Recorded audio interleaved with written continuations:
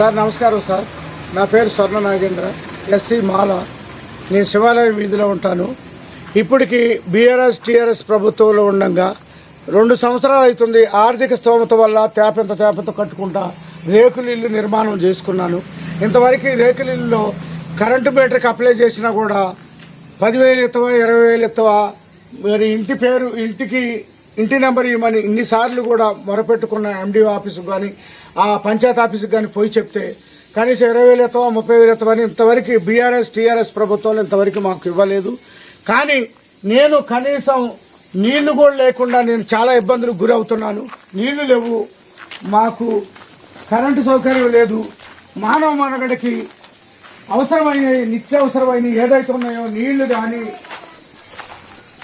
కానీ ఇక్కడ కరెంటు కానీ ఏదైతే అవసరం ఉన్నదో ఇంతవరకు వాళ్ళు పైసలు అడుగుతున్నారు తప్ప, ఒక అతను అడిగితే 10,000 అడిగిండు, ఒక అతను అడిగితే 20,000 అడిగిండు, ఇంకొక అతను అడిగితే 30,000 అడిగిండు అని చెప్పేసి ఈ విధంగా కాలవ్యాపం చేస్తూ నాకు 2 సంవత్సరాల నుంచి నన్ను చాలా ఇబ్బందులకు గురి చేస్తున్నారు.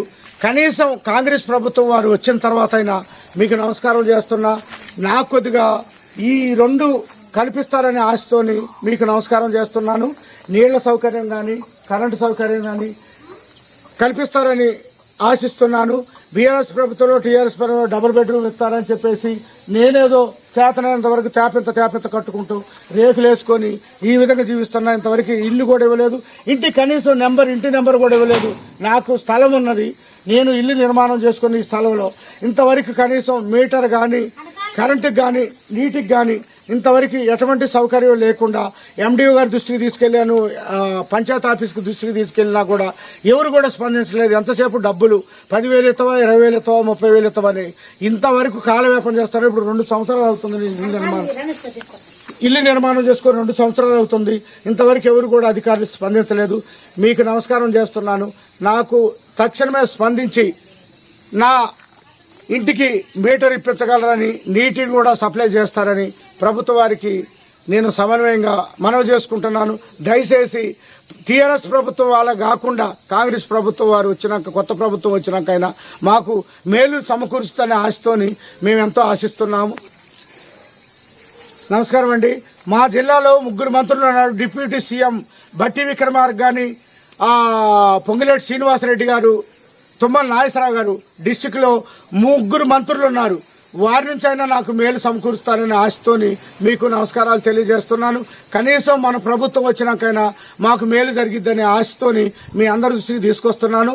ఇప్పటి వరకు కూడా ఎన్నోసార్లు నేను పోయి ఎండిఓ ఆఫీస్కి పోయి కంప్లైంట్ చేసినా కూడా ఎవరు కూడా ఎటువంటి స్పందన లేదు.